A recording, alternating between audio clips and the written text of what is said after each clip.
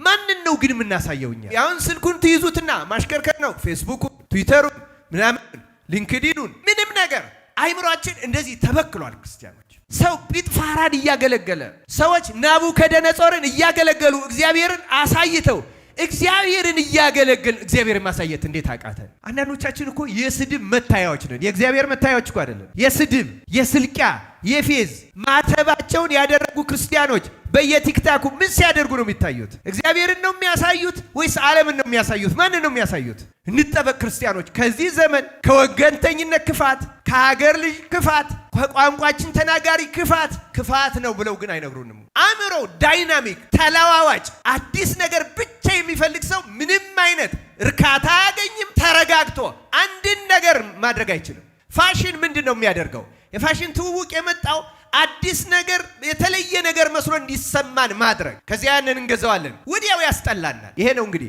ይሄ ሲያድግ አንድ ሰው የቤቱ ይሄ ትንንሹ ዕቃ ብቻ አይደለም፣ ጫማው፣ ልብሱ፣ ሸሚዙ፣ ቀሚሱ ምናምኑ ብቻ አይደለም። ሶፋው ያስጠላዋል፣ ከበድ ያለው መጋረጃ ያስጠላዋል፣ ቤቱ ያስጠላዋል፣ ያስቀባል፣ ያስቀያል። ይህ ብቻ አይደለም፣ ባሏ ያስጠላታል፣ ሚስቱ ታስጠላዋል። ሲሆን በዙሪያችን ላሉት ለኬንያ፣ ለታንዛኒያ፣ ለኡጋንዳ፣ ለሌሎቹም አገራችንም ውስጥ ሆነው በተለያየ ትብታብ ውስጥ ላሉት እግዚአብሔርን ማሳየት ነበረብን። አሁን ለኛ ራቀን። ለዚህ ነው መጀመሪያ ላይ እግዚአብሔርን ከማሳየት በፊት ማየት ይቀድማል ብያቸዋለሁ። አይደለም እንዴ? እኛ ገና እኛ እንኳ ገና ነን። እንጸለያለን፣ አንሰማም። እንሳላለን፣ አይደርስልንም። እንደዚህ እናደርጋለን፣ እንደዚህ አይሆንም። መቼ ነው የምንመለሰው? መቼ ነው የምንታረመው? መቼ ነው የምንስተካከለው? እዚህ ጸበል ሄጄ አልሆንም፣ እዛ ገዳም ሄጄ አልሆንም፣ እዚህ ቦታ ለምን ይመስላችኋል?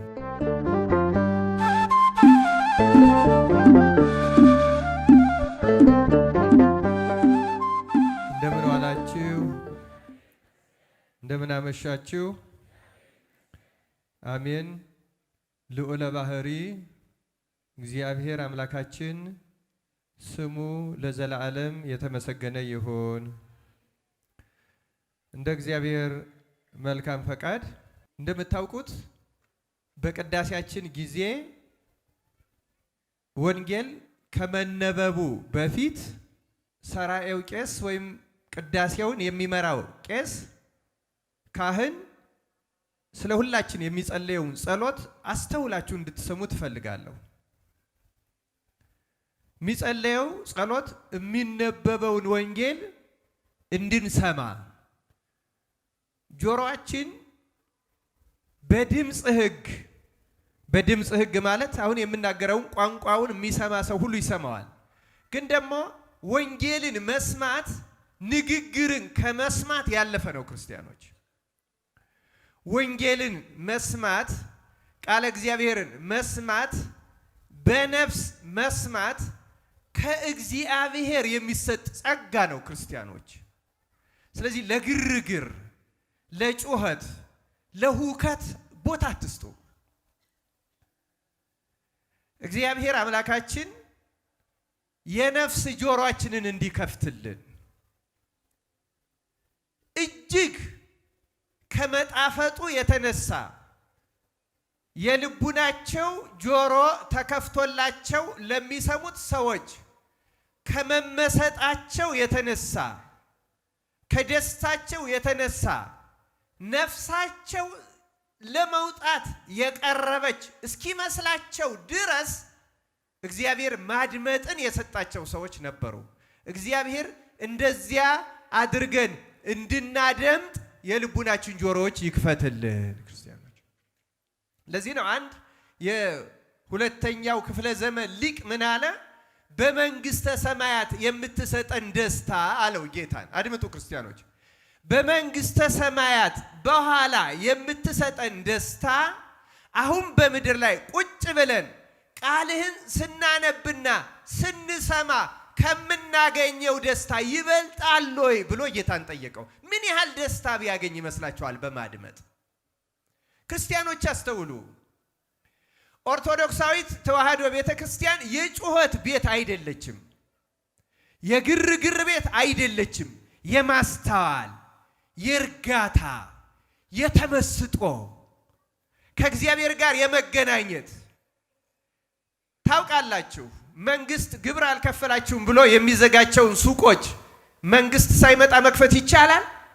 አይቻልም አይደለም? ቢገባን አሁን እኛ በኃጢአት የዘጋነው የውስጣችን የመቅደስ በር አለ። የነፍሳችን በር በኃጢአት ምክንያት ተዘግቷል። ከዚህ የተነሳ የነፍሳችን ጆሮ አይሰማም እና አንዳንድ ጊዜ ቃል እግዚአብሔር ሲነገር ሁሉ እንቁነጠነጣለን። ምናልባትም አልቆ እስከምንሄድ ድረስ ልንቸኩል እንችላለን። ምናልባትም ጊዜ ማባከል ሊመስለን ይችላል። ምናልባትም የማያስፈልገን ነገር እየተባለ ሊመስለን ይችላል። ይሄ ሁሉ የልቡና ጆሮ መዘጋት ምክንያት ነው። እግዚአብሔር የልቡና ጆሮአችንን ይክፈትልን። ስለዚህ ተመልከቱ፣ ይሄ የማድመጥ ጊዜ እግዚአብሔርን ላድምጥህ በሉት። ተመልከቱ፣ እዚህ የቆመውን ሰው አይደለም። ክርስቶስ ሆይ ላድምጥህ፣ እንዳደምጥህ አድርገኝ። አንተ በቅዳሴ ጊዜ በካህኑ የሚቀርብልህን አማናዊ ሊቀ ካህናት ነህና አንተ እንደምታሳርገው ሁሉ ያን ጸሎት ለእኔ እንዲሰራ አድርገህ የልቡናዬን ጆሮ ክፈት፣ የምስጢር አይኖችን ክፈት፣ እንዳደምጥህ፣ እንድሰማህ፣ እንድመለስ፣ እንድወድህ፣ በሌላ ነገር ከምድሰት በቃልህ እንድደሰት አድርገኝ ብላችሁ በተቀመጣችሁበት ወደ ክርስቶስ ጸልዩ። ክርስቲያኖች እግዚአብሔር የልቡናችን ጆሮ ይክፈትልን። ስለዚህ ቤተ ክርስቲያን ውስጥ ስንገኝ ፍጹም ጸጥታ፣ እርጋታ ይገርመኛል። እኔ አንዳንድ ጊዜ አሁንም በዚህ ተሳልሜ ስገባ ምሳሌ የሚሳለሙ የሚጸልዩ ሰዎች አሉ። የሚጸልዩ ሰዎች እንኳን መጸለይ አይችሉም።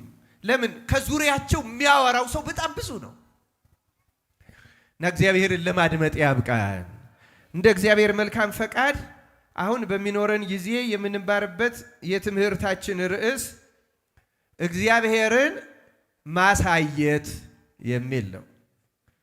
እስኪ ተናገሩ። እግዚአብሔርን በሉ ማሳየት። እግዚአብሔርን ማሳየት በሉ። ይሄ እንግዲህ መነሻ የምናደርገው የመጽሐፍ ቅዱስ ክፍለ ምንባብ ኦሪት ዘፍጥረት ምዕራፍ 39 ቁጥር 1 እስከ 6 ያለውን ነው እና ታሪኩን ባጭሩ አቅርቤ እንማርበታለን። ርዕሳችን ግን ከፍ ያለ ነው። ከፍ ያለ ነው ምንድነው? እንዳልኩት ርዕሱ እንደሰማችሁት ማንን ማሳየት ነው የሚለው። እኛ አሁን እግዚአብሔርን ከማሳየት በፊት እግዚአብሔርን ማየት ይቀድማል አይቀድምም? ከማሳየት በፊት ምን ይቀድማል? ማየት ይቀድማል። ማየት ይቀድማል። ይሄን በህሊናችሁ ያዙት። አሁን አላብራራውም። እኛ የትኛው ደረጃ ላይ ነው ያለነው? እነማን ናቸው እግዚአብሔርን የሚያሳዩት ሊያሳዩት የሚገባው? እኛስ የትኛው ደረጃ ላይ ነው ያለነው የሚለውን እናያለን። አምላካችን ምስጢሩን ለሁላችን ይግለጽልን። ኦሪት ዘፍጥረት ምዕራፍ 39 ቁጥር 1 እስከ 6ን በንባብ አሰማቸዋለሁ። ዮሴፍ ግን ወደ ግብፅ ወረደ። የፈርዖን ጃንደረባ የዘበኞቹም አለቃ የሚሆን የግብፅ ሰው ጲጥፋራ ወደ ግብፅ ካወረዱት ከእስማኤላውያን እጅ ገዛው። እግዚአብሔር ከዮሴፍ ጋር ነበረ፣ ስራውም የተከናወነለት ሰው ሆነ። በግብፃዊው ጌታውም ቤት ነበረ። ጌታውም እግዚአብሔር ከእርሱ ጋር እንዳለ እርሱ የሚሰራውንም ሁሉ እግዚአብሔር በእጁ እንዲያከናውንለት አየ። ዮሴፍም በጌታው ፊት ሞገስን አገኘ፣ እርሱንም ያገለግለው ነበር። በቤቱም ላይ ሾመው፣ ያለውንም ሁሉ በእጁ ሰጠው። እንዲህም ሆነ በቤቱ ባለውም ሁሉ ላይ ከሾመው በኋላ እግዚአብሔር የግብፃዊውን ቤት ስለ ዮሴፍ ባረከው። የእግዚአብሔር በረከት ከውጭም በውጭም በግቢም ባለው ሁሉ ላይ ሆነ። ያለውንም ሁሉ ለዮሴፍ አስረከበ። ከሚበላውም እንጀራ በቀር ምንም የሚያውቀው አልነበረም ይላል። ስለ ቃሉ የአምላካችን የእግዚአብሔር ስሙ የተመሰገነ ይሁን። ስለ ማድመጥ ያሳሰብኳችሁን አሁን በጥያቄ አረጋግጠዋለሁ። አሁን አድምጣችሁ ከሆነ የማድመጥ ችሎታችሁንም በነገራችን ላይ ስለ ማድመጥ ትንሽ መጨመር ያለብኝ ይመስለኛል። አሁን የአሁኑ ዘመን ሚዲያ የበዛበት በተለይ ማህበራዊ ሚዲያ የበዛበት ዘመን ነው። አጫጭር ነገሮች በተለይ ይሄ ቲክታክ የሚባል ነገር ከመጣ በኋላ የሰው አእምሮ እጅግ ደክሟል፣ ባክኗል። በፍጥነት የሆነ ነገር ማየት ነው፣ መሳቅ ነው፣ ማየት ነው። ያ ምን ያደርገዋል? የሰው በጎ ነገር እንዳይታገስ ያደርገዋል። ትምህርቴን ከመጀመሪያ ይህን ቃሉን ከማብራራቴ ጥያቄውን ከመጠየቄ በፊት ትንሽ ስለ አእምሯችን መናገር ስለፈለኩ ነው። ከተወሰኑ ዓመታት በፊት ከ20 ዓመት ከዚያ ከ30 ዓመት ግድም የምዕራብ እና በተለዩ የምዕራብ ናቸው የሌሎቹም ኩባንያዎች ሀብታም ኩባንያዎች አንድ ጉዳይ ያሳሰባቸው። ያ ጉዳይ ምንድነው ያሳሰባቸው? በጣም ከፍተኛ ሀብት ለማካበት ሲሉ በምድር ላይ ያለው ሰው ምርቶቻቸው በፍጥነት እንዲገዛው ማድረግ አለባቸው እና ምርታቸው በፍጥነት የሚገዛው ምን ሲሆን ነው የሚለውን አሰቡ። ስለዚህ ሰው በዚህ ዓለም የሚመረቱ ምርቶችን ቶሎ እየገዛ እየቀየረ የገዛውን እየጣለ አዲስ እየገዛ ያን እየጣለ አዲስ እየገዛ እየተጠቀመ የሚሄደው ሁለት ነገሮችን ማድረግ ሲችሉ እንደሆኑ ተስማሙ። አንደኛው ከትምህርታችን ጋር ይያያዛል። ከትምህርቱ ጋር የማይገናኘውን ላስቀድመው። ከትምህርቱ ጋር የማይገናኘው ምንድነው? ለምሳሌ አሁን እኔ ሞባይል ይዣለሁ። ሞባይል የያዛችሁ ሰዎች በሙሉ ሞባይል አምራቾች ኩባንያዎች አንድ ስምምነት አላቸው። ያ ስምምነታቸው ምንድነው? የፈለገ አይነት ሞባይል እድሜው ከተወሰነ ዓመት እንዳይረዝም ማድረግ። ይህን ለምንድነው የተስማሙት? ለምሳሌ አንዱ ኩባንያ ተነስቶ እኔ የሚሸጥላችሁ ሞባይል 10 ዓመት ይሰራል ቢል አንድ ሰው 10 ዓመት ሳይቀይር ከቆየ እያመረተ ሊሸጥና ሊያተርፍ አይችልም። ስለዚህ ስምምነታቸው ምንድነው? ማንኛውንም ቁስ በእድሜው እንዳይወዳደሩ፣ በተሻለ መጠን እድሜው አጭር እንዲሆን። ስለዚህ በእድሜ አይወዳደሩም። በእድሜ የማይወዳደሩ ከሆነ የሚወዳደሩበት በሌላ ይሆናል። ኩባንያ ከኩባንያ ጋር የሚወዳደሩ በሌላ ይሆናል። በእድሜ ላይ ወዳደሩ ሆነ ብለው የትኛውም ዕቃ ቁስ እድሜው የሚያጥር ከሆነ ገዢዎች እንደገና እየቀየሩ ሲገዙ እነሱ ሀብታም ስለሚሆኑ እድሜውን ለማሳጠር ይሄ አንደኛው የኩባንያዎች ስምምነት ነው። ለምሳሌ ሞባይል ቻርጅ ስናደርገው አንዳንዶቹ እድሜውን በቻርጅ ነው የሚሰሩት። 500 ጊዜ ቻርጅ ይደረጋል ከተባለ አንድ ሰው በቀን እኛ ሀገር እንኳን መብራቱም እየሄደ እየመጣ ያስገድዳል። 4 5 ንቅል ትክል የሚያደርገው ከሆነ እድሜውን ያሳጥረዋል ማለት ነው ባጭሩ። ይሄ አንዱ ስምምነታቸው ነው። ሁለተኛውና ዋናው ስምምነታቸው ግን ምንድነው? ሁለተኛውና ዋናው ስምምነታቸው ሰው ማንኛው ነገር ቶሎ እንዲሰለቸው ማድረግ። ምን እንዲሆን ማድረግ ሲነገሩኝ? ምን ማድረግ? እንዲሰለቸው ስልቹ እንዲሆን ማድረግ።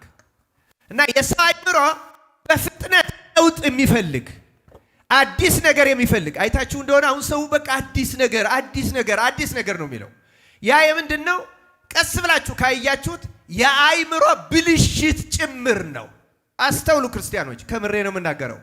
የአእምሮ ብልሽት፣ የአእምሮ መመታት፣ በአስተሳሰብ መመታት፣ በአመለካከት መመታት፣ በአኗኗር መመታት እና ይህን የሚያስፈጽመው የፋሽን ኢንዱስትሪ ነው። ፋሽን ምንድን ነው የሚያደርገው? የፋሽን ትውውቅ የመጣው አዲስ ነገር የተለየ ነገር መስሎ እንዲሰማን ማድረግ። ከዚያ ያንን እንገዛዋለን፣ ወዲያው ያስጠላናል። ይሄ አእምሮን እጅግ ትዕግስት የሌለው የማያስታውል ችኩል፣ ለአዲስ ነገር ብቻ የሚናፍቅ፣ በፍጥነት የሆኑ ነገሮችን መለወጥ የሚሻ ይሄ ነው። እንግዲህ ይሄ ሲያድግ አንድ ሰው የቤቱ ይሄ ትንንሹ ዕቃ ብቻ አይደለም፣ ጫማው፣ ልብሱ፣ ሸሚዙ፣ ቀሚሱ ምናምኑ ብቻ አይደለም። ሶፋው ያስጠላዋል፣ ከበድ ያለው መጋረጃ ያስጠላዋል፣ ቤቱ ያስጠላዋል፣ ያስቀባል፣ ያስቀያል። ይህ ብቻ አይደለም፣ ባሏ ያስጠላታል፣ ሚስቱ ታስጠላዋለች። አእምሮው ዳይናሚክ፣ ተለዋዋጭ፣ አዲስ ነገር ብቻ የሚፈልግ ሰው ምንም አይነት እርካታ አያገኝም። ተረጋግቶ አንድን ነገር ማድረግ አይችልም። በዚህ ምክንያት የቴሌቪዥን ኩባንያዎች ራሱ የሰው አእምሮ አንድን ነገር ሳይለወጥለት ማየት የሚችለው የዛሬ 20 ዓመት አካባቢ ለ20 ደቂቃ ብቻ ነው አሉና ዶኪመንተሪዎች ቢረዝሙ በአንድ የቴሌቪዥን ሾው የሚታዩት ለ20 ደቂቃ። አሁን ተመልከቱ፣ ከ20 ደቂቃ ወርዶ 1 ደቂቃ ላይ ደርሷል። የሰው አእምሮ ምን ያህል እንደተጎዳ። ከዚያ በኋላ ከ1 ደቂቃ በፊት ያየውን ማስታወስ የማይችል ደካማ፣ አዲስ ነገር ብቻ አሁን ስልኩን ትይዙትና ማሽከርከር ነው። ፌስቡኩን፣ ትዊተሩን፣ ምናምን ሊንክዲኑን ምንም ነገር አይምሯችን እንደዚህ ተበክሏል ክርስቲያኖች። ከዚህ የተነሳ ማድመጥ፣ ተረጋግቶ መጸለይ፣ ማስቀደስ ሰይጣን ነጠቀ፣ ቀማን። አይምሯችን ተበከለ፣ ታመመ። መድኃኔ ዓለም ክርስቶስ ዛሬ እውነት ቅዱስ ገብርኤል 3 ደቂቅን ከእሳት ያወጣበት እንላለን። የኛ ዘመን እሳት ልንገራችሁ እንደዚህ ያለ የአይምሮ በሽታ ነው። ቅዱስ ገብርኤል ከዚህ ዘመን በሽታ በእውነት በቸርነቱ አይምሮአችን ልቡናችንን ያደነልን። ከባድ በሽታ ነው ክርስቲያኖች እወቁበት። ትዕግስት ነው የሚያሳጣው። ለዛ ነው አሁን ምዕራቡ ዓለም ምን አለ? ቅዳሴው ረጅም ነው፣ መታገስ አንችልም፣ ይቀነሳሉ። ቀነሱ። ቅዳሴ የሌላቸውን ተውት፣ በጭፈራ የሚለያዩትን። ቅዳሴ ያላቸው ላሊቲኖቹ ቀነሱ። እስከ 20 ደቂቃ ድረስ አወረዱት። 20 ደቂቃም ረዘመ ብሎ ትቶት ሄደ። አያቸው፣ አይምሮ አይረካም። ክርስቲያኖች እወቁ፣ አይምሯችሁን እወቁበት። ጭንቅላታችንን እንወቅበት፣ አይናችን እንወቅበት። አይምሯችን ብልታችን ለበጎ ነገር በእውነቱ ስልቹ እንዳይሆን በእግዚአብሔር እናስጠብቅ። አምላካችን እግዚአብሔር በቸርነቱ አይምሯችን ይጠብቅልን። እነዚህ ሁለቱ ዓለምን ያስጨንቁ ያሉ ነገሮች ናቸው። በጣም ይገርማል። ሰው ሆነ ተብሎ የተሰራ አይመስለውም። ሰዎች እንደዚህ ስለሆኑ የሰለጠኑ ነው የሚመስላቸው፣ ያደጉ ነው እንጂ የሌሎች ኩባንያዎች ከፈቃዳቸው ውጪ ሸማች እንዲሆኑ ተደርጎ አይምሯቸው እንደተበረዘ፣ እንደተበከለ፣ እንደተከለሰ አያውቁም። ብዙ ሰዎች አያውቁም። ታውቃላችሁ፣ አሁን በልብስ ላይ የሚሰጠውን አስተያየት ማየት እንችላለን። እግዚአብሔር አይምሯችንን ይመልስልን። አሁን ጥያቄ ልጠይቃችሁ። 5 ቁጥሮችን ብቻ ነው 6 ቁጥሮችን ነው ያነበብኩት። ኦሪት ዘፍጥረት ምዕራፍ 39 ቁጥር 1 እስከ 6። ግድ የለም ደግሜ አነብና ከንባቡ ላይ ጥያቄ እጠይቃችኋለሁ። እግዚአብሔር እንድናደምጥ አይምሯችንን ይክፈትልን። በእውነት አይምሯችን ለእግዚአብሔር የተከፈተ ያደርገው። ለዓለም ተዘግቶ ከባድ በሽታ ላይ ነው ያለነው። ደግሜ አነባለሁ፣ ጥያቄ እጠይቃችኋለሁ። እስኪ ነቅታችኋል የእግዚአብሔርን ቃል። ኦሪት ዘፍጥረት ምዕራፍ 39 ቁጥር 1 እስከ 6። ዮሴፍ ግን ወደ ግብፅ ወረደ። የፈርዖን ጃንደረባ የዘበኞቹ ማለቃ የሚሆን የግብፅ ሰው ጲጥፋራ ወደ ግብፅ ካወረዱት ከእስማኤላውያን እጅ ገዛው። እግዚአብሔር ከዮሴፍ ጋር ነበረ፣ ስራውም የተከናወነለት ሰው ሆነ። በግብፃዊው ጌታውን ቤት ነበረ። ቁጥር 3 አሁን ማነባትን በደንብ አድምጧት። እንዲህ ትላለች፣ ጌታውም እግዚአብሔር ከእርሱ ጋር እንዳለ እርሱ የሚሰራውንም ሁሉ እግዚአብሔር በእጁ እንዲያከናውንለት አየ ይላል። እዚህ ያቆመዋለሁ። አየ የሚል ቃል ተጽፏል። ያየ ማን ነው? ማን ነው ያየው? ጲጥፋራ አሉ ወጣቶቹ። እግዚአብሔር ይስጥልኝ። ሁላችሁም በዚህ ትስማማላችሁ? አዎ፣ ጌታውም ያየው ጲጥፋራ ነው። የታየው ማን ነው? ማንን አየ ጲጥፋራ? አያችሁ፣ አልሰማችሁም ማለት ነው። ማንን አየ? እግዚአብሔርን አየ። ደግሜ ያነብላችኋለሁ። ማንን አየ? እግዚአብሔርን አየ። ማን አየ? ጲጥፋራ አየ። ማንን አየ? እግዚአብሔርን አየ። ማን ላይ ምን ላይ አየው? ማን ላይ አየው? ዮሴፍ ላይ። ምን ሲያደርግ አየው? የዮሴፍን ስራ በዮሴፍ እጅ ሲያከናውንለት ጲጥፋራ የዮሴፍን አምላክ እግዚአብሔርን አየ። ርዕሳችን ምን የሚል ነው? ማንን ማሳየት ነው? እግዚአብሔርን ማሳየት። አይገርማችሁም? ዛሬ የሰለስቱ ደቂቅን በዚህ አየ የሚለውን ቃል ለማምጣት ይህን ምንባብ ተጠቀምኩ እንጂ ከበዓሉ ጋር የተገናኘ ጉዳይ ነው። በዛሬው በዓል በሰለስቱ ደቂቅ በዓል ናቡከደነጾር ማንን አየ? ማንን አየ? እግዚአብሔርን፣ የወልደ እግዚአብሔር ምሳሌ አየ። የት ውስጥ አየው? እሳት ውስጥ አየው። ከነማን ጋር አየው? ከሰለስቱ ደቂቅ ጋር አራተኛ ሆኖ አየው። የአማልክት ልጅ ይመስላል አላለም? አዎ ቅድም መምህር ዳንኤልም ሲያስተምሩ እንደነበረው ርዕሳችን እግዚአብሔርን ማሳየት የሆነው በእነዚህ ሁለት ታሪካዊ ምክንያቶች ምክንያት ነው። ተመልከቱ ክርስቲያኖች፣ ማንን ማሳየት? እግዚአብሔርን ማሳየት። ይገርማል። ስለ ዮሴፍ በዮሴፍ ታሪክ ላይ ስለተነሳው ከዚህ የተወሰነ ወደ ኋላ ሄጄ የዮሴፍን ታሪክ ማስታወስ ፈልጋለሁ። ዮሴፍ ታሪኩን ባጭሩ ለመግለጽ ሶስት የሥራ ህይወት ነው ያለው የዮሴፍ ህይወት። የመጀመሪያው በአባቱ በቤተሰቡ ቤት የሰራው የሥራ ህይወት ነው። ሁለተኛው ባነበብኩላችሁ በጲጥፋራ ቤት የሰራው የሥራ ህይወት ነው። ሶስተኛው በኋላ በፈርዖን ተሹሞ በቤተ መንግስት ሆኖ ግብፃውያንንና ከነዓናውያንን ዙሪያውንም ያሉትን ሰዎች በማዳን ከዚህም ባለፈ የሰራው የሥራ ህይወት ነው። ዮሴፍ የሥራ ህይወት እነዚህ ሶስቱ የሥራ ህይወቶች ናቸው። እና ዮሴፍ ግን ስራ የጀመረው የ17 ዓመት ልጅ ሆኖ ነው። ኦሪት ዘፍጥረት ምዕራፍ 37 ላይ እንዲህ ይላል፣ የያዕቆብም ትውልድ ነው ይልና ዮሴፍ የ17 ዓመት ልጅ በሆነ ጊዜ ከወንድሞቹ ጋር በጎችን ይጠብቅ ነበረ ይላል። የስንት ዓመት ልጅ በሆነ ጊዜ? አዎ ዮሴፍ ስራ የጀመረው የ17 ዓመት ልጅ ሆኖ ነው። ገና አሁን ያለ ተማሪዎች ሃይ ስኩል በማትጨርሱበት እድሜ 11ኛ ክፍል በምትሆኑበት እድሜ ዮሴፍ ስራ የጀመረበት እድሜ ነው። ዮሴፍ ወጣቶች ያስተውሉ። ከክርስቶስ ልደት ወደ 2000 ዓመት ገደማ ቀደም ብሎ የነበረው ዮሴፍ በዚያ ጊዜ ስራ የጀመረው በዚህ መንገድ ነው። እና ሲሰራ ግን አንድ ነገር ገጠመው ይላል። እንዲህ ይላል መጽሐፍ፣ እስራኤልም ዮሴፍን ከልጆቹ ሁሉ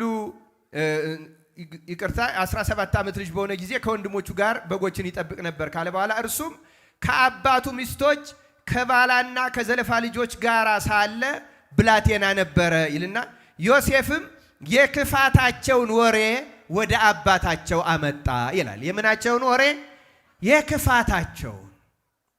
ክፋታቸው የወንድሞቹን ክፋት። በነገራችን ላይ 10 ወንድሞቹ የእሱ የዕድሜ ታላላቆቹ ናቸው። ከሱ በታች ያለው ከ12ቱ ነገድ እስራኤል ብንያም ብቻ ነው ታናሹ፣ ሌሎቹ ከሱ በላይ ናቸው። እና ተመልከቱ፣ እሱ 17 ዓመት ከነበረ ታላቁ ሮቤል ስንት ዓመት ይሆነዋል ብለን ብንገምት ከ40 ዓመት በላይ እንደሆነው ለመረዳት ለመገመት ይቻላል። እና ታላላቆቹ ናቸው፣ ከእርሱ የተሻለ ልምድ አላቸው። ግን ዮሴፍ ሄዶ ስራ ሲጀምር ከወንድሞቹ ጋር ስራ ሲጀምር የተረዳው ነገር ወንድሞቹ ክፋት ያላቸው መሆናቸውን ነው። እና የወንድሞቹን ክፋት አይቶ አልተቀበለም።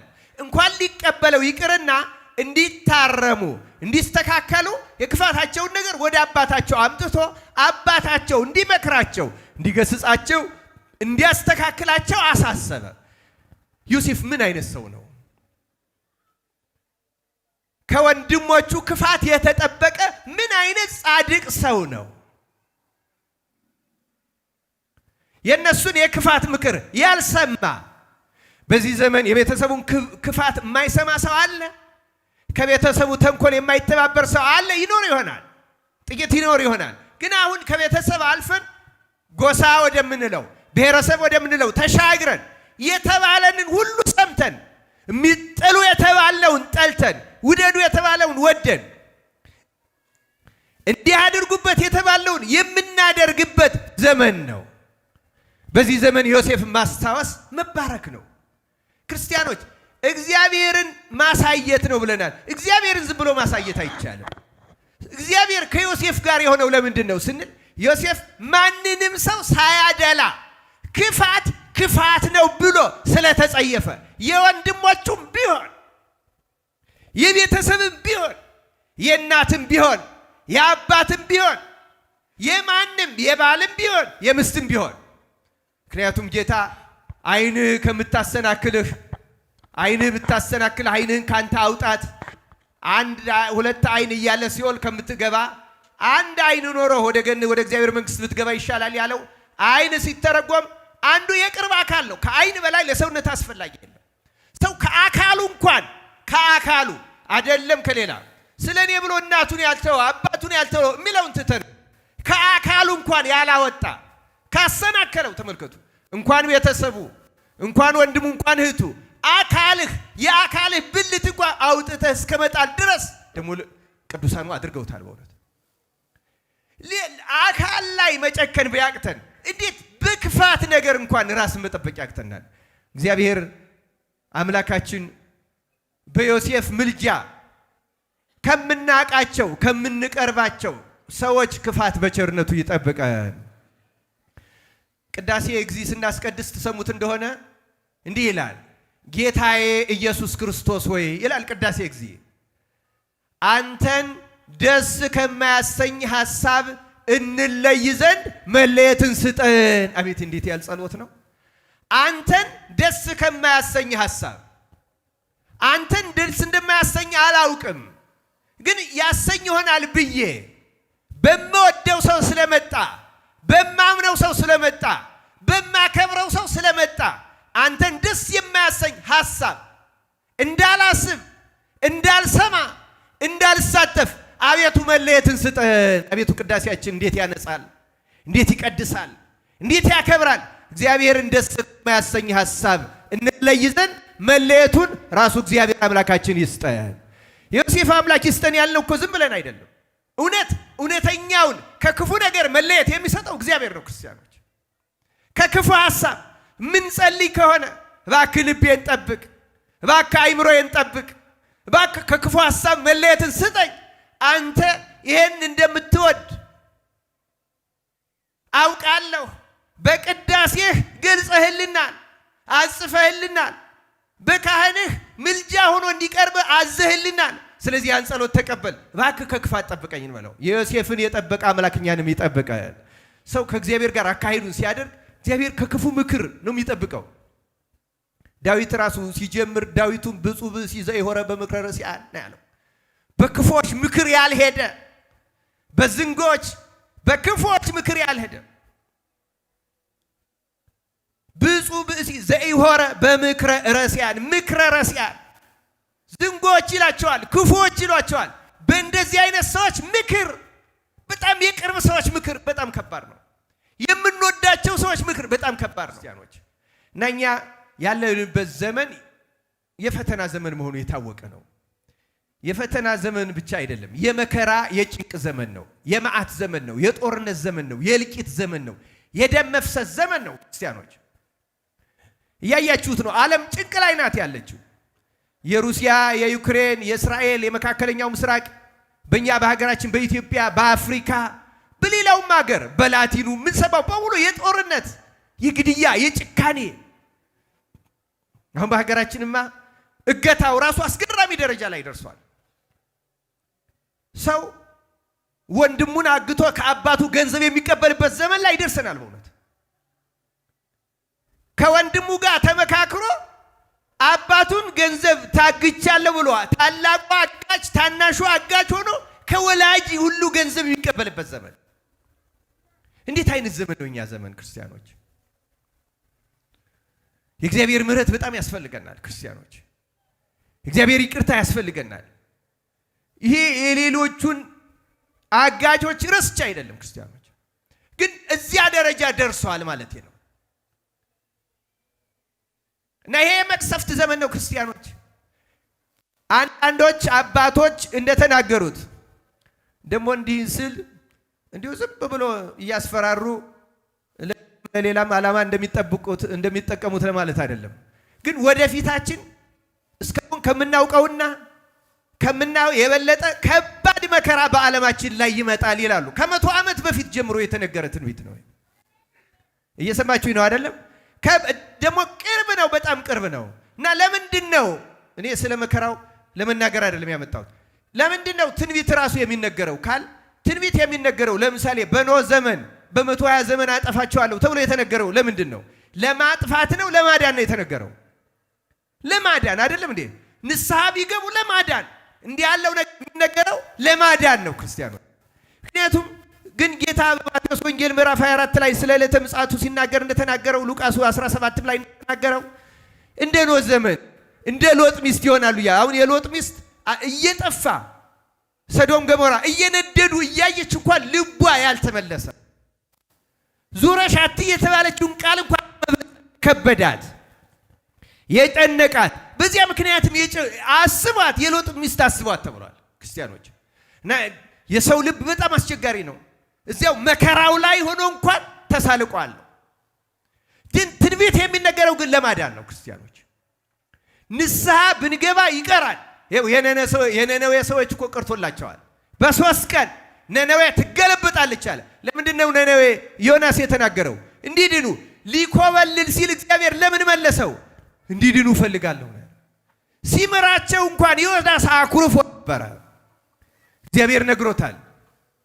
ለዚህ ቀኝ ግራውን ለማያውቅ ለ120 ሺህ የነነዌ ሰው እኔ አራራ ብሎታል ለዮናስ ለራሱ። እግዚአብሔር ትንቢት የሚነግረው እንዳንጠፋ ስለሚራራ እድል ለመስጠት ንስሐ እንድንገባ እንድናውቅበት፣ ኃጢአታችንን ይበቃናል፣ በደላችንን ይበቃናል፣ ዝሙት ይበቃናል፣ ጥላቻ ዘረኝነት ይበቃናል፣ ስካር መግደል ይበቃናል እንድንል፣ ስስት ቅሚያ መንገብገብ ይበቃናል እንድንል። ኧረ እግዚአብሔር አይምሮውን ያደለን በእውነት እና ክርስቲያኖች ከባድ ጊዜ ነው። 3 ደቂቅ ቅድመ መምህር ዳንኤል ሲል ነበረ በዓሉ የተከበረው ወይም ተአምራቱ የተፈጸመው በባቢሎን ብሎ። ባቢሎን ለምን ሄዱ? አልሰማ ብለው ቢነገር አልሰማ ብለው እውነቱን አልሰማ ብለው የሚሰሙት ነገር ነበረ። የሚሰሙት ምን ነበረ?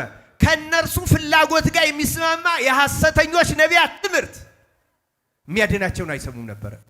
እግዚአብሔር አምላክ ለሁላችን ማስተዋሉን ያደለን ክርስቲያኖች እና ዮሴፍ የተጠበቀ ያስተዋለ ሰው ነው። ለሁላችንም አምላክ በቸርነቱ ማስተዋልን ያደለን። ስለዚህ ዮሴፍ ከወንድሞቹ ክፋት የተጠበቀ ነው።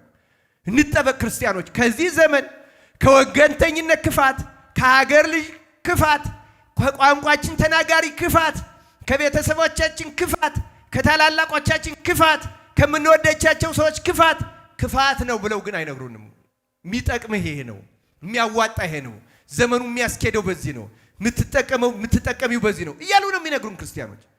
እንደዚህ ጥቅም ነው ተብሎ ከሚሰበክ ክፉ ነገር እግዚአብሔር በቸርነቱ ይጠብቀን። ዮሴፍ እግዚአብሔር አጨው፣ ጸጋ ሰጠው፣ ለታላቅ ነገር መረጠው። ስለዚህም አስቀድሞ በህልም ትንቢት አሳየው። ትንቢት ነው የገለጸለት ወደፊት በእስራኤል ላይ የሚሆነውን እግዚአብሔር በሱ በኩል የሚያደርገውን ትድግና፣ እግዚአብሔር ለሕዝቡ ያለውን ርኅራኄ፣ ይቅርታ፣ ማዳን፣ ጥበቃ በሱ የሚገልጽ መሆኑን በህልም ገለጸለት። በህልም ከገለጸለት በኋላ ህልሙ ሲነግራቸው ወንድሞቹ ጠሉት። ስንቅ ሊያደርስ ሲሄድ ይዘው ዮሴፍን ሊገሉት ልብሱን አውልቀው ጉድጓድ ውስጥ ጣሉት። ለዚያውም ጉድጓድ ውስጥ ያስጣለው ታላቅ ወንድማቸው ሮቤል ነው። እንዳይሞት ከወንድሞቹ ደብቆ ወደ አባቱ ለመላክ አስቦ ነው ይላል። ግን በኋላ ደግሞ የፍልስጤም ነጋዴዎች ሲመጡ ይሁዳ ሐሳብ አቀረበ።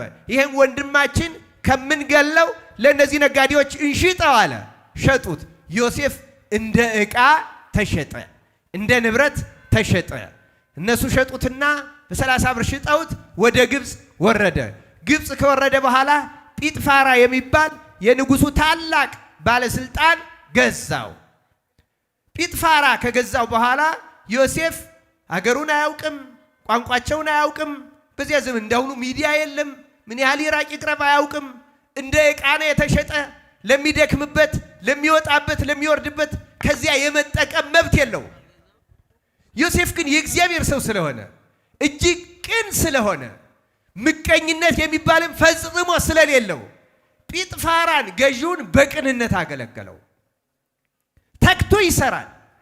ከዚህ ከምሰራው እኔ ያልለብስበት፣ እኔ ያላጌጥበት፣ አልዳርበት፣ አልኳልበት፣ ቤተሰብ አልረዳበት፣ የወደፊት ጎጆ አልመሰርትበት ብሎ እኔ ደክሜ እሱ ነው የሚጠቀመው ብሎ አልተመቀኘም። ስላልተመቀኘ እግዚአብሔር ምቀኝነትን በጣም ስለሚጠላ፣ እግዚአብሔር ቅንነትን ስለሚወድ፣ ትጋትን ስለሚወድ፣ ሰራተኝነትን ስለሚወድ የዮሴፍን ትጋት፣ የዮሴፍን ቅንነት፣ ዮሴፍን ንጹህ ልቡና አይቶ እግዚአብሔር ቅድም እንዳነበብኩላችሁ የጲጥፋራን ቤት እግዚአብሔር በበረከት ሞላው። በግቢው ውስጥ ያለውን ባረከለት፣ ከግቢው ውጭ ያለውን ባረከለት። የዮሴፍ የሚሰራውን ስራ ሁሉ ማንም ሰው ሊሰራው በማይችለው መንገድና መጠን እግዚአብሔር አከናወነለት። ማን አከናወነለት? እግዚአብሔር ስራችንን ያከናውነልን። አሁን እኮ ስራ አልከናወን ብሎናል። ባተሌ ነው የኛ ዘመን ሰው። ይሄን ይጨብጣል ይለቃል፣ ሌላ ይጨብጣል ይለቃል። ይሄን ልሞክረው ይላል፣ ይጀምራል ይተዋል፣ ይጀምራል ይተዋል። ባተሌ ብኩን፣ አይምሮው ያልረጋ፣ ስራው ያልተረጋጋ፣ ጭንቀት የሞላበት፣ ማጭበርበር የበዛበት፣ ቶሎ መክበር ብቻ በአይምሮው ስለሚመላለስ ሰው ስራውን አይደለም የሚያስበው፣ ገንዘቡን፣ ጥቅሙን። ስለዚህ እግዚአብሔር ስራውን አይባርክለትም። ክርስቲያኖች እንደ ዮሴፍ ተግተን እንስራ። የምንሰራ ከሆነ በቅንነት ከሰራ ነው፣ በንጽህና ከሰራ ነው፣ ያለ ምቀኝነት ሌላውን ሰው ለማክሰር፣ ሌላውን ሰው ለመጉዳት፣ ሌላውን ሰው ለመበደል ሳናስብ ከሰራ ነው። ማን ይባርክልናል? ማን ይባርካል? ስራው የተከናወነ ሆነ ነው። የትጉዎች ስራ ሁሌ የተከናወነ ነው። እግዚአብሔር ስራችንን ያከናውንልን። እሱ አላከናውንም አላለም። እንዲያከናውነው አልፈቅዳልን። እኛ አልረጋጋል። ቅንነት አጣን። ምቀኝነት ወረሰን። ተንኮል ወረሰን። ለዚህ ነው ክርስቲያኖች ከዚያ ስራውን አከናወነለት እና ለጲጥፋራ እግዚአብሔር ታየው። እኔ የሚደንቀኝ ይሄ ነው ክርስቲያኖች፣ የዛሬ ጉዳያችን እግዚአብሔር ለጲጥፋራ፣ እግዚአብሔር ለናቡከደነጾር። ይገርማል በጣም። እግዚአብሔር እኮ ከእስራኤል ሰዎች ለብዙዎቹ አልታያቸው። ለማን ታየ? ለጲጥፋራ። ለማን ታየ? ለናቡከደነጾር። ለማን ታየ? ለፈርዖን። አስገራሚ ነው በእውነት አስገራሚ ነው። በባዕድ ምድር የእግዚአብሔር ስሙ በማይጠራበት መቅደስ በሌለበት ነቢያት ካህናት በሌሉበት መጻሕፍት በሌሉበት አንድ ሰው እግዚአብሔርን የሚያመልክ ሰው፣ ለዚያውም የታወቀ የመስገጃ ስፍራ የሌለው፣ የታወቀ የአምልኮ ቦታ የሌለው፣ ልቡን ለእግዚአብሔር መቅደስ አድርጎ ስለሰጠ፣ ሰውነቱን ለእግዚአብሔር ማደሪያ አድርጎ ስለሰጠ፣ እግዚአብሔር ቅን ስለሆነ በቅን ልብ ታውቃላችሁ፣ ከቅኖች ጋር ምን ትሆናለህ ነው ያለው ዳዊት። እግዚአብሔርን ከቅኖች ጋር ምስለ ህሩይ ህሩይ ትከውን፣ ከጠማማ ጋር ደግሞ ይላል፣ ከጠማማው ጋር ደግሞ የጠማምነቱን ፍዳ እየከፈልክ ትኖራለህ ይላል። ወምስለ ጠዋይ ትጠዊ። ክርስቲያኖች እግዚአብሔር ከቅኖች ጋር በቅንነት ይገለጻል። በእውነት አስተውሉ ክርስቲያኖች፣ እግዚአብሔር ቅኖችን ይወዳል። ለዚያ ነው በቅንነት ስለሚሰራ እግዚአብሔር ሰውነቱ ዮሴፍ መቅደስ ስላደረገለት፣ ቅንነት የእግዚአብሔር መቅደሱ ስለሆነ፣ ደግነት፣ ትጋት መቅደሱ ስለሆነ ዮሴፍን መቅደስ አድርጎ እግዚአብሔር ለጲጥፋራ ታየ። 3 ደቂቅ በቅንነት ማርከው የወሰዷቸው፣ ባቢሎን ማርከው ነው የወሰዷቸው። ናቡከደነጾር ማርኮ ነው የወሰዳቸው። ማርኮ ለወሰደው በቅንነት የሚሰሩ ሰዎች ምን አይነት ሰዎች ናቸው?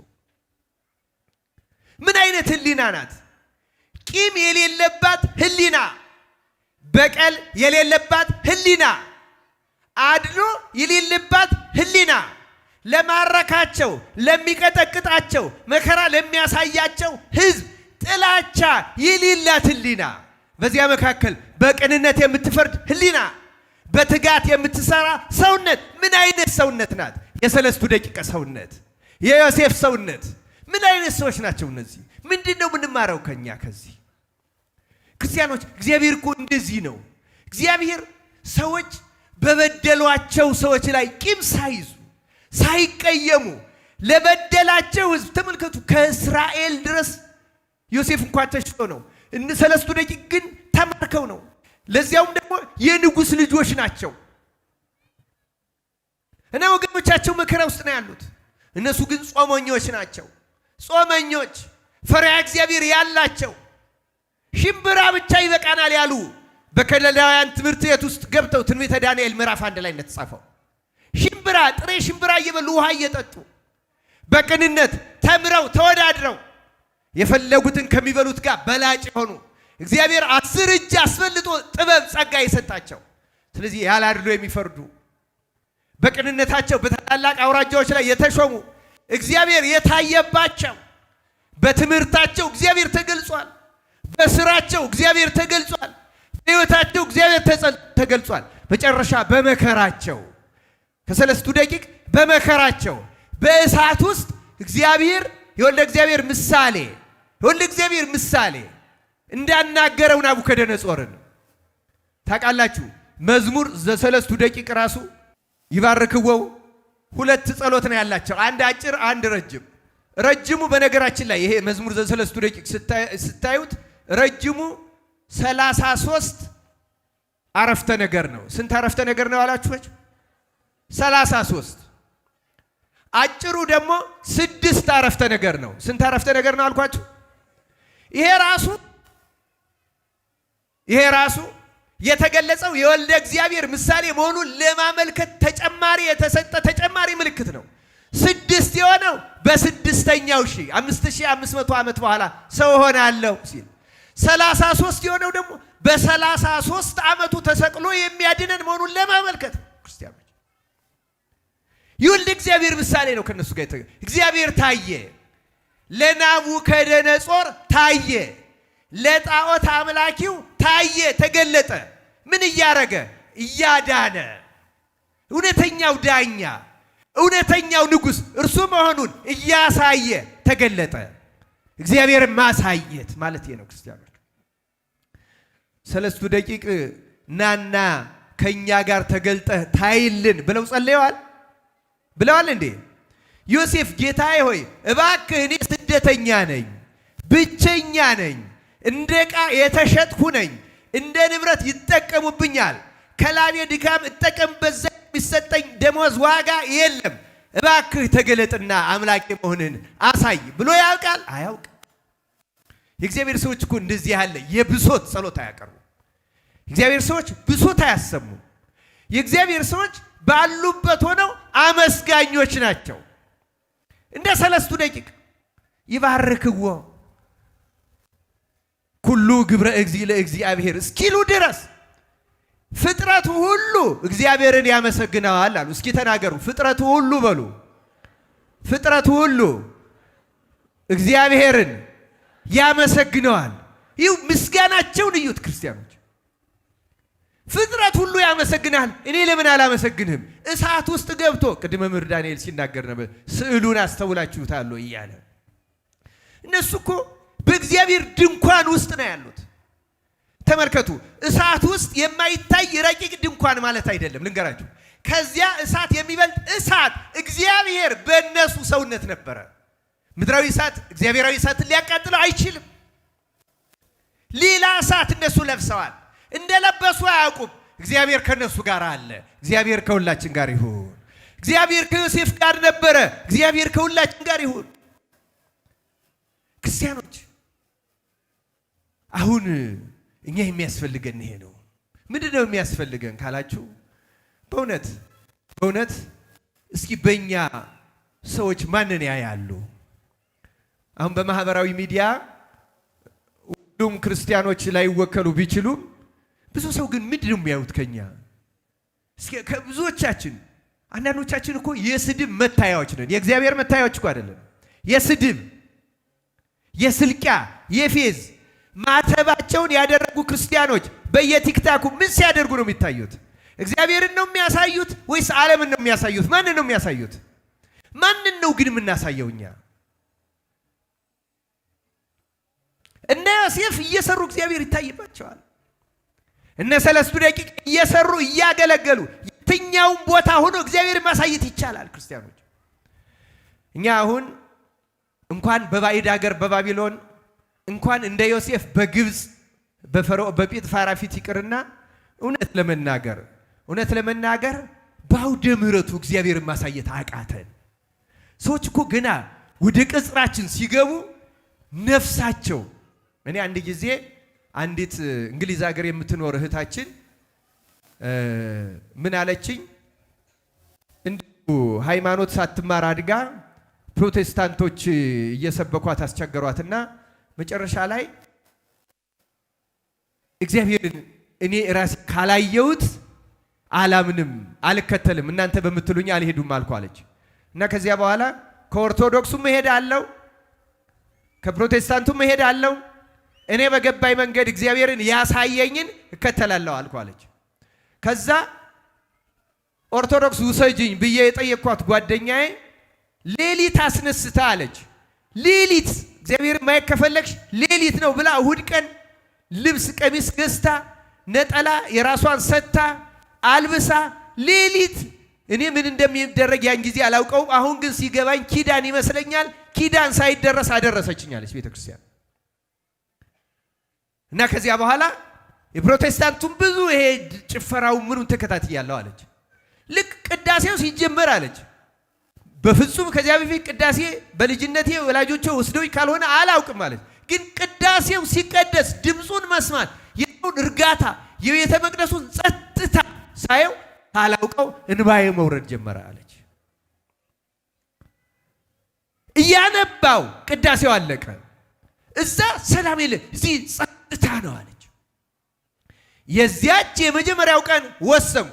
ሌላ ትምህርት አይደለም ያመጣኝ እኔን ያመጣኝ ያ ምንም ረብሻ የሌለበት ጸጥ ያለው ሰው የማይንቀሳቀስበት ግራ ቀኝ የማያይበት ውስጥ ስላስገባችኝ ደግሞ አለች ቤተ መቅደስ ውስጥ ስለገባ ምንም አይነት እንቅስቃሴ ያላይ ያ ቅዳሴ ነው ወደ ኦርቶዶክስ ያጣኝ አለች። እግዚአብሔርን ማሳየት ማለት ይሄ ነው። ዛሬ ግን አሁን እኛ እንደዚህ ያንን በእውነት ያ እርጋታ አለ ያ ጽሙና አለ ያ ሰላም አለ። አሁን በእውነት እግዚአብሔር ያን መንፈስ ይመልስልን። ክርስቲያኖች የተወደዳችሁ የእግዚአብሔር ቤተሰቦች እንግዲህ ሲደወል እኔም ሰምቻለሁ አገልግሎቱም ይቀጥላል። ትንሽ ነገር ተናግሬ ትምህርቴን አጠቃልላለሁ። ክርስቲያኖች ዮሴፍ እግዚአብሔርን አሳይቶታል። ዮሴፍን እግዚአብሔርን ያሳየው ጲጥፋራን እያገለገለ ነው። እኛ እግዚአብሔርን እያገለገልን እግዚአብሔርን ማሳየት ለምን አቃተን? ዮሴፍ ጲጥፋራን እያገለገለ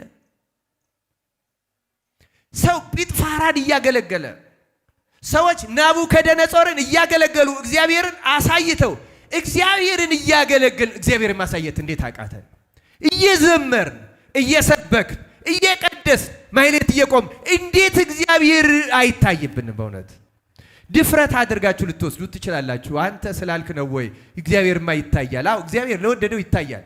እኔም እያልኩ ያለሁት እኮ ለአሕዛብም ይታያል ነው። ግን የኛ ህይወት ማን ነው የሚያሳይ? ለምን ብዙዎች ጥለው ይሄዳሉ? አሁን እኮ ጭቅጭቃችን፣ ምቀኝነታችን፣ ዘረኝነታችን፣ ልዩነታችን ብዙዎችን አጠፋ። መቼ ነው የምንመለሰው? መቼ ነው የምንታረመው? መቼ ነው የምንስተካከለው? ሲሆን ለነ ጲጥፋራ ሲሆን በዙሪያችን ላሉት ለኬንያ፣ ለታንዛኒያ፣ ለኡጋንዳ፣ ለሌሎቹም አገራችንም ውስጥ ሆነው በተለያየ ትብታብ ውስጥ ላሉት እግዚአብሔር ማሳየት ነበረብን። አሁን ለኛ ራቀን። ለዚህ ነው መጀመሪያ ላይ እግዚአብሔርን ከማሳየት በፊት ማየት ይቀድማል ብያቸዋለሁ። አይደለም እንዴ? እኛ ገና እኛ እንኳን ገና ነን። ምክንያቱም ጥያቄዎች አሏችሁ፣ እንሰማቸዋለን። እንጸልያለን፣ አንሰማም። እንሳላለን፣ አይደርስልንም። እንደዚህ እናደርጋለን፣ እንደዚህ አይሆንም። እዚህ ጸበል ሄጄ አልሆነም፣ እዛ ገዳም ሄጄ አልሆነም። እዚህ ቦታ ለምን ይመስላችኋል?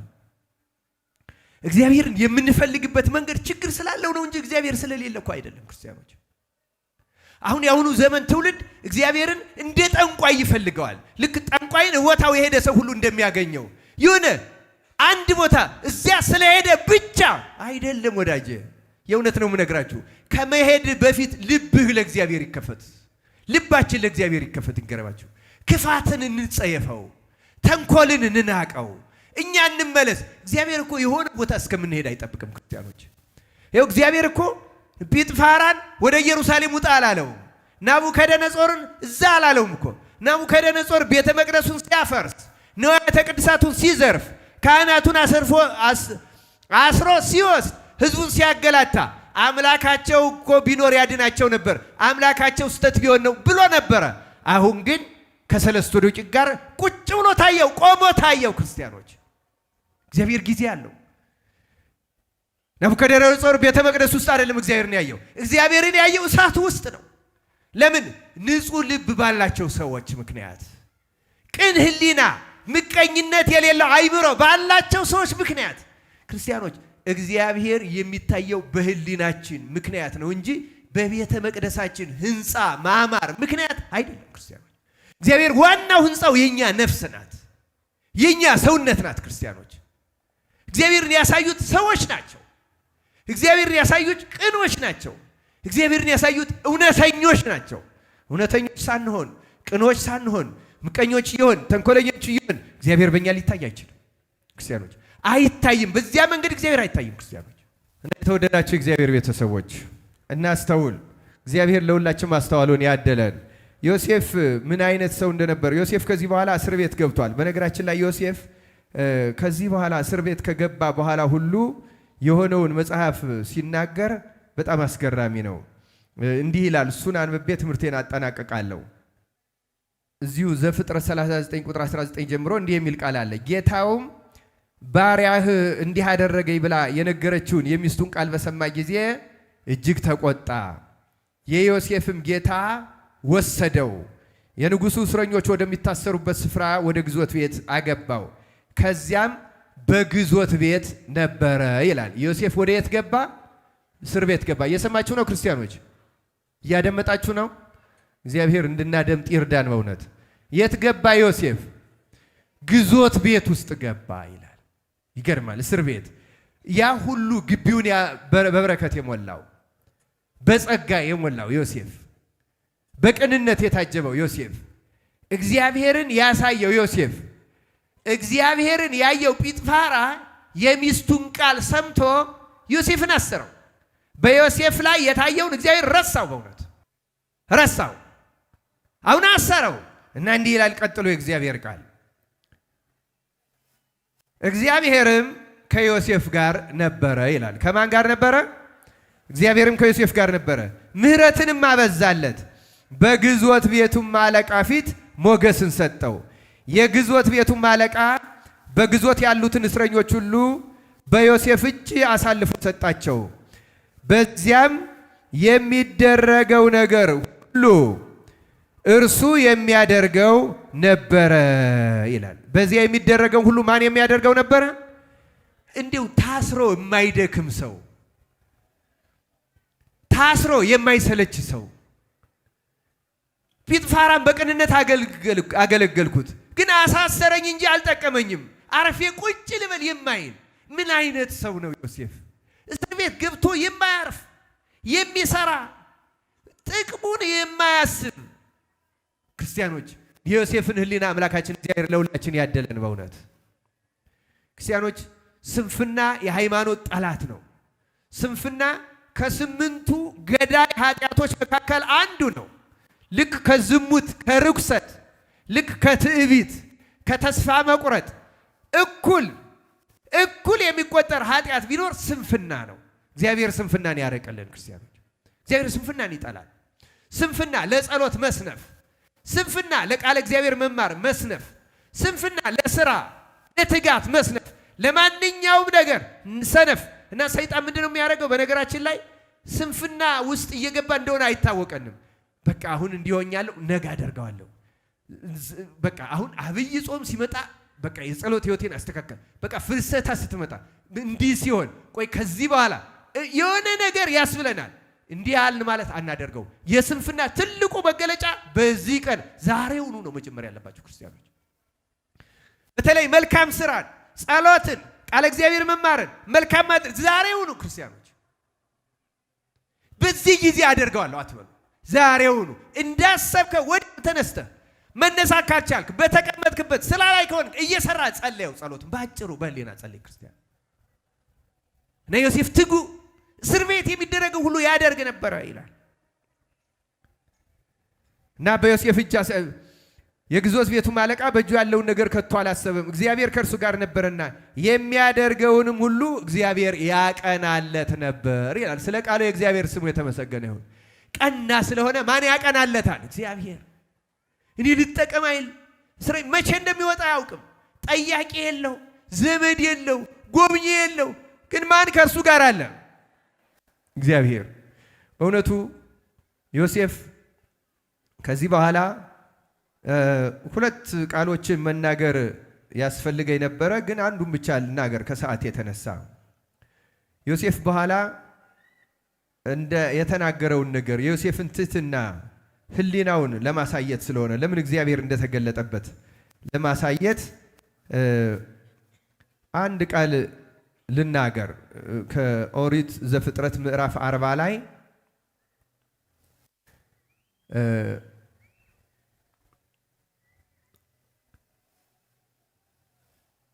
ቁጥር 14 እና 15 ላይ እንዲህ የሚል ቃል አለ።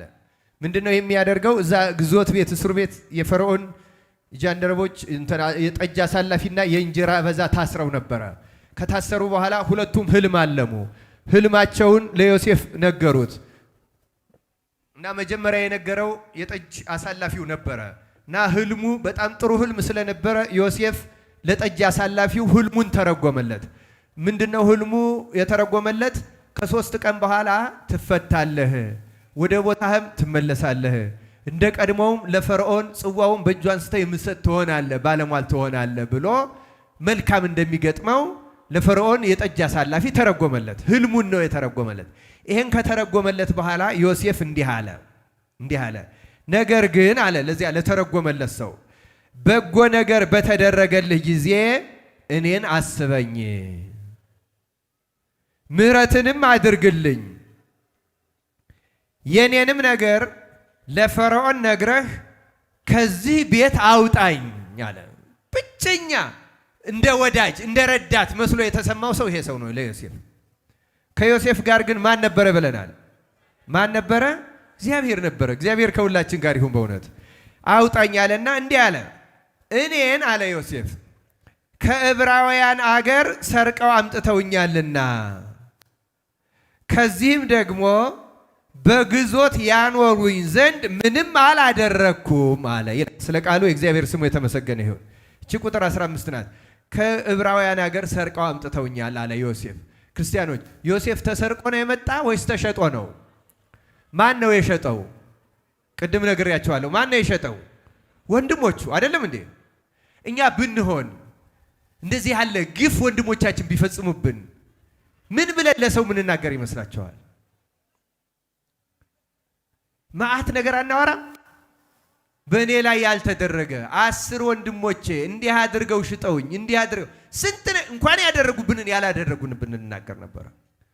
ዮሴፍ ግን ተመልከቱ፣ ወንድሞቹ ክፉ እንኳን ሆነው ስለ ክፋታቸው ለሌላ ሰው አልተናገረም። ሸጠውታል፣ ሸጠውኛል ግን አላለም። ሰርቀው አምጥተውኛል ብሎ የወንድሞቹን ነገር ባጭሩ ዘጋው። እኛ በሆን ገና እንዲው ለመሆኑ አሁን የፈርዖን አገልጋይ ዮሴፍ ለመሆኑ አንተ ግብፃዊ ነህ፣ እዚህ ሀገር ማን አመጣ፣ እንዴት መጣ ብሎ ቢጠይቀን እኛ ብንሆን ምን ነው? ወይ ጉድ፣ የኔ ነገር ተነግሮ አያልቅም፣ አንድ ቀንም አይበቃው እንላለን አንልም? እኛ ብዙ ነገር ነው የምንናገረው። እግዚአብሔር ለሁላችን ማስተዋሉን ያደለን። ክርስቲያኖች፣ እግዚአብሔርን መፍራት ማለት ይሄ ነው። የወንድሞቹን ክፋት ተጸይፎታል ብያቸዋለሁ። ወንድሞቹን ክፋት ተጸየፈ እንጂ ወንድሞቹን ግን አልጠላም። ወንድሞቹ ሸጠውታል። ወንድሞቹ ልብሱን አውልቀው ቀምተውታል። ወንድሞቹ የማይታሰብ ግፍ ፈጽመውበታል። ዮሴፍ ግን አንድም ጊዜ ለወንድሞቹ ጥላቻ የለውም። ለዚህ ነው እግዚአብሔር ከእርሱ ጋር ያለው። ክርስቲያኖች፣ እኛውን በውርስ ቤት ምንጋደለው ምንጣላው ስንቶች ነን? በትንሽ ነገር። ዮሴፍ ግን ያ ሁሉ ተደርጎበት እኮ ምንም አልተደረኩም ነው ያለው። በጣም የሚገርመኝ ደግሞ እነሱ ወንድሞቹ ናቸው። ጲጥፋራ ግን ምንም አይደለም፣ ገዢው ነው። እንደ ዕቃ የተጠቀመበት ነው። አበልጽጎታል፣ ሀብታም አድርጎታል፣ አክብሮታል። ግቢውን ውስጡን ውጩን በበረከት ሞልቶለታል። ይህን ሁሉ ካደረኩለት በኋላ የሚስቱን ቃል ሰምቶ እንዲህ ያለ ኃጢአት እንስራ ብላኝ እምቢ ብዬ ይህን ሁሉ አልዘበዘበም። በጣም የሚገርም ቃል ነው የተናገረው ዮሴፍ እጅግ አስገራሚ ጻድቅ ሰው መሆኑን የምናውቀው በዚህ ቃሉ ነው። እንዳልኳችሁ እንዲህ ይላል፣ በግዞት ከዚህ ደግሞ ነው ያለው፣ በግዞት ያኖሩኝ ዘንድ ምንም አላደረኩም። ተመልከቱ፣ ስለ ራሱ ነው እንጂ የተናገረው ስለ አድራጊዎቹ አልተናገረም። እኔ ግዞት ቤት እቀመጥ ዘንድ እታሰር ዘንድ ምንም አላደረኩም አላ እንጂ እነሱ እንዲያደረጉኝ ይህን ፈጸሙብኝ አላለም። እግዚአብሔር አምላክ የዮሴፍን ህሊና ያደለ። ክርስቲያኖች እግዚአብሔር የሚታየው በእንዲያዘ ያለ ህሊና ነው። በምን አይነት ህሊና? ከሳሽ ባልሆነ ህሊና። ከሳሽ ባልሆነ ህሊና። ይኸው ስለተደረገባችሁ አትክሰሱ። እንዲያውም አሁን የዓመቱ ገብርኤል ነው ብላችሁ መጣችሁ ቅዱስ ገብርኤል ወይ የገሌን ነገር ሳታሳየኝ አትበሉ። ስለማንም አትክሰሱ። ክርስቲያኖች መጠቀም የምትፈልጉ ከሆነ እግዚአብሔርን ስለተደረገልኝ ስለተደረገብኝም ነገር አመሰግናለሁ በሉትና ውጤቱን እዩት። እስኪ ስለሚገጥማችሁ ነገር ብቻ እግዚአብሔርን አመስግኑትና እዩት። በመንፈሳዊ ሕይወት ሰይጣንን ከሚያሳፍሩት አንደኛውና ዋነኛው አሸናፊ ነገር እግዚአብሔርን ማመስገን። ስለ ሁሉም ነገር ማን ይመስገን? እግዚአብሔር ይመስገን ነው ክርስቲያን። እግዚአብሔር ይመስገን ማለት እንደዚህ በጉባኤ ማለት አይደለም። በተሰደባችሁ ጊዜ፣ ሰዎች ሀብት ንብረታችሁን በቀሟችሁ ጊዜ፣ ጉልበተኞች ባስቸገሯችሁ ጊዜ፣ ሌሎችም ነገር ግፍ ባደረጉባችሁ እግዚአብሔር ነው። በተለይ ይላል አንድ አባት ደጋግሞ ስለደረሰበት በደል ደጋግሞ እግዚአብሔርን የሚያመሰግን ከልቡ የሚያመሰግን ሰው በአጭር ጊዜ ውስጥ ምልክት ከእግዚአብሔር ያያል ይላል። ከማን ምልክት ያያል?